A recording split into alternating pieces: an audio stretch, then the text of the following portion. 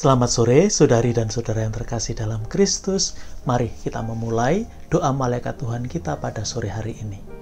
Demi nama Bapa dan Putra dan Roh Kudus. Amin. Maria diberi kabar oleh malaikat Tuhan bahwa ia akan mengandung dari Roh Kudus. Salam Maria, penuh rahmat Tuhan sertamu, terpujilah engkau di antara wanita, dan terpujilah buah tubuhmu Yesus. Santa Maria Bunda Allah, doakanlah kami yang berdosa ini, sekarang dan waktu kami mati. Amin. Aku ini hamba Tuhan, terjadilah padaku menurut perkataanmu. Salam Maria, penuh rahmat Tuhan sertamu, terpujilah engkau di antara wanita, dan terpujilah buah tubuhmu Yesus. Santa Maria Bunda Allah, doakanlah kami yang berdosa ini, sekarang dan waktu kami mati. Amin. Sabda sudah menjadi daging dan tinggal di antara kita. Salam Maria, penuh rahmat Tuhan sertamu, terpujilah engkau di antara wanita, dan terpujilah buah tubuhmu Yesus. Santa Maria Bunda Allah, doakanlah kami yang berdosa ini, sekarang dan waktu kami mati. Amin. Doakanlah kami ya Santa Bunda Allah, supaya kami dapat menikmati janji-janji Kristus. Marilah kita berdoa. Ya Allah, karena kabar malaikat kami mengetahui bahwa Yesus Kristus Putramu menjadi manusia, curahkanlah rahmat-Mu ke dalam hati kami, supaya karena sengsara dan salibnya, kami dibawa kepada kebangkitan yang mulia, sebab Dialah Tuhan dan pengantara kami. Amin. Hari ini kita akan melanjutkan pesiaran kita bersama Abraham. Kita sudah sampai pada Kitab Kejadian bab 16. Kemarin kita sudah melihat bagian pertama, ayat 1 sampai dengan ayat 6. Bagaimana Sarah mencoba menyelesaikan persoalannya. Lalu kemudian terjadi penindasan terhadap Hagar, dan Hagar melarikan diri. Nah, sekarang kita lihat apa yang terjadi ketika Hagar melarikan diri. Kita baca teksnya, kita dengarkan baik-baik, agar kita mengerti situasinya. Lalu malaikat Tuhan menjumpainya dekat suatu mata air di padang gurun, yakni dekat mata air di jalan ke Syur. Katanya, "Hagar hamba Sarai, dari manakah datangmu dan kemanakah pergimu?" Jawabnya, "Aku lari meninggalkan Sarai nyonyaku."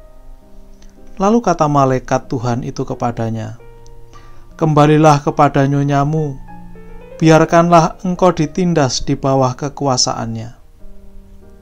Lagi kata malaikat Tuhan itu kepadanya, "Aku akan membuat sangat banyak keturunanmu, sehingga tidak dapat dihitung karena banyaknya." Selanjutnya, kata malaikat Tuhan itu kepadanya, "Engkau mengandung dan akan melahirkan seorang anak laki-laki, dan akan menamainya Ismail. Sebab Tuhan telah mendengar tentang penindasan atasmu itu.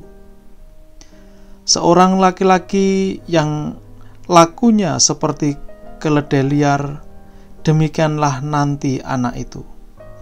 Tangannya akan melawan tiap-tiap orang, dan tangan tiap-tiap orang akan melawan dia. Dan di tempat kediamannya, ia akan menentang semua saudaranya."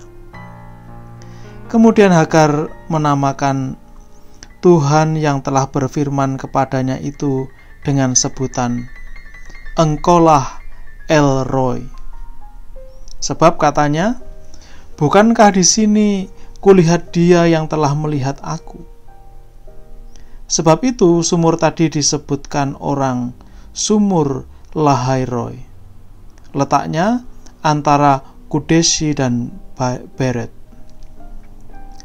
Lalu Hagar melahirkan seorang anak laki-laki bagi Abraham, dan Abram menamai anak yang dilahirkan Hagar itu Ismail. Abram berumur 86 tahun ketika Hagar melahirkan Ismail baginya. Setelah kita membaca teks Kejadian bab 16 ayat 7 sampai dengan 16, kita bisa mencatat beberapa hal. Kemarin ayat 1 sampai dengan ayat 6 tidak ada campur tangan Tuhan di sana. Tidak ada berita bahwa Allah intervensi Allah ikut campur, tidak ada. Nah, baru ayat 7 ini Allah ikut campur melalui malaikatnya, menemui Hagar yang melarikan diri. Hagar melarikan diri kemana? Ke padang gurun. Nah, di sana dia bertemu dengan malaikat. Malaikat menyuruh dia balik, menyuruh dia membiarkan diri ditindas oleh Sarai. Sepertinya sebuah nasihat yang kejam ya. Bagaimana mungkin malaikat menyuruh dia kembali agar ditindas? Tapi ternyata malaikat tidak hanya menyuruh dia balik, tapi juga memberi janji Tuhan. Bahkan menceritakan bagaimana si anak yang sedang dikandung itu nanti menjadi begitu. Saudari dan saudara terkasih, malaikat Tuhan menjumpai Hagar di padang gurun. Hagar disapa dengan sebutan hamba Sarah. Meskipun dia sekarang statusnya bebas gitu ya, dia melarikan diri dari nyonyanya karena ditindas, ditekan, tapi toh dia tetap hambanya Sarai. Dan yang menarik adalah bahwa Hagar lari ke padang gurun, tapi di padang gurun terkadang juga ada sumber mata air. Kita tidak bisa membayangkan bahwa tidak ada mata air sama sekali, tidak ada sesuatu yang memberi hidup sama sekali. Ternyata ada. Hagar di sana, dan Tuhan melalui malaikatnya menemui Hagar di sana. Bahkan sumber air itu memiliki nama. Namanya adalah Shur, di sebelah tembok Palestina. Shur ini artinya adalah tembok. Jadi mata air tembok begitu. Dialog antara Hagar dengan malaikat Tuhan ini ditutup dengan berita mengenai kelahiran Ismail. Nah, sebagaimana biasanya dalam berita mengenai kelahiran, akan menyusul sebuah pemberitaan seperti apakah anak itu nanti. Nah, dia berwatak seperti keledai liar.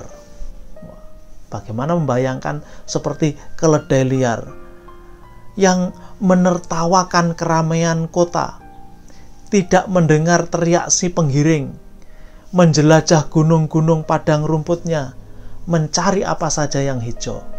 Dan jangan lupa, keledai itu salah satu binatang yang kuat. Ketika binatang-binatang lain tidak sanggup, keledai sanggup. Meskipun juga kerap kali keledai itu digandengkan dengan kebodohan, tapi kuat. Sekarang mari kita lihat apa yang bisa kita renungkan dari kisah mengenai kelahiran Ismail, kisah mengenai penindasan akan Hagar. Tidak mudah menemukan makna, arti, atau maksud dari penulis kitab ini. Kenapa dia memberi kedua bagian ini, cerita ini berhubungan? Akhir cerita bagian pertama menjadi awal bagian kedua. Akhir cerita bagian pertama kemarin kita lihat Hagar melarikan diri. Sini rupanya yang mau ditekankan adalah Tuhan Allah itu mendengarkan jeritan orang yang tertindas. Sepertinya kisah ini ditulis ketika penulis suci hidup di zaman ketika Israel itu sedang jaya-jayanya, di mana mereka bisa menguasai seluruh bagian dan menindas orang lain. Penulis rupanya mau mengingatkan bahwa nggak boleh, meskipun kamu kuat tapi menindas itu nggak boleh. Rupanya penulis mau mengkritik soal penindasan ini. Maka dia mengangkat kisah mengenai Allah mendengarkan jeritan orang yang tertindas. Kita harus paham bahwa orang-orang itu, suku-suku bangsa itu juga memiliki Allahnya. Nah, ketika tertindas mereka pasti juga menjerit, memohon ampun, memohon pertolongan, begitu. Yang kedua, mengenai seorang penindas. Dari mana bisa muncul bahwa seorang itu bisa menindas? Kemarin kita sudah bisa melihat kan, bahwa iri hati, merasa diri kecil, itu bisa berubah kemudian menjadi sosok yang ingin membalikkan keadaan, ingin menindas, menguasai mereka yang dulu menindas dia, menghina dia. Nah, itu bisa terjadi. Kita sudah melihat kemarin. Bagian terakhir yang bisa kita lihat adalah soal kegaduhan batin, balas dendam, dan kesabaran. Kita melihat kemarin, atau tadi saya sudah mengulang juga, bahwa pada bagian pertama tidak ada campur tangan Allah. Ketika suasana hati Sarai begitu gaduh, diliputi perasaan tidak nyaman, tidak enak, tidak damai, dia tidak bisa mendengarkan Allah. Dan kemudian ketika muncul keinginan membalas dendam, bagaimana dia bisa membalas rasa sakit hatinya karena merasa direndahkan oleh Hagar, itu juga kemudian membuat seseorang tidak mampu melihat dan mendengar kehadiran Tuhan di sana. Balas dendam adalah bukan cara Allah. Balas dendam itu betul-betul hanya cara manusia. Kita pun melihat Yesus melarang murid-muridnya balas dendam. Misalnya ketika mereka berjalan menuju Yerusalem dan harus lewat di daerah Samaria. Lalu orang-orang itu ketika mengetahui bahwa Yesus dan para murid itu hendak ke Yerusalem, mereka menolak. Mereka tidak mengizinkan mereka lewat. Dua muridnya itu mengatakan, bolehkah kami panggil api dari langit untuk membakar kota itu? Yesus mengatakan, jangan. Mendingan kita lewat jalan lain. Balas dendam adalah bukan jalan Allah. Bukan jalan Allah. Lalu berikutnya, hal terakhir yang bisa kita renungkan adalah soal kesabaran. Kesabaran, ketekunan, dan kerendahan hati dalam mendengarkan sabda Tuhan. Orang tidak bisa terburu-buru. Karena kalau terburu-buru, yang didapat itu hanya kebijaksanaan manusiawi.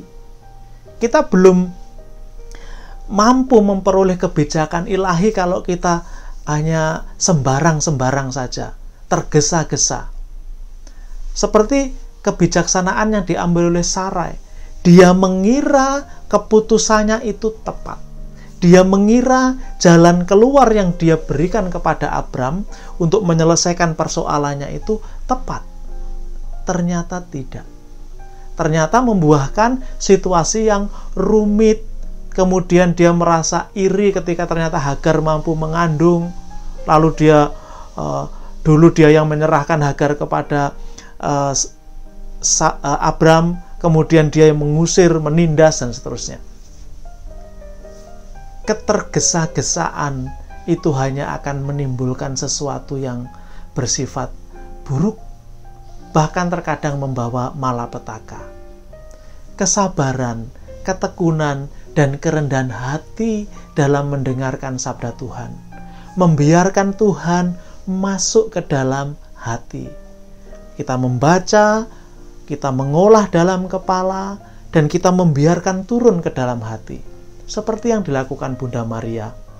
Seperti juga yang dilakukan oleh banyak rahib-rahib, para biarawan-biarawati yang hidup mereka di biara, merenungkan sabda Tuhan siang dan malam, untuk mencari sarinya, untuk mencari intinya, tidak tergesa-gesa untuk mencoba menemukan pesannya, tapi sabar membiarkan diri Tuhan sendiri yang masuk dan menyapa kita dari dalam. Hari ini sampai di sini, Tuhan memberkati. Demi nama Bapa dan Putra dan Roh Kudus. Amin.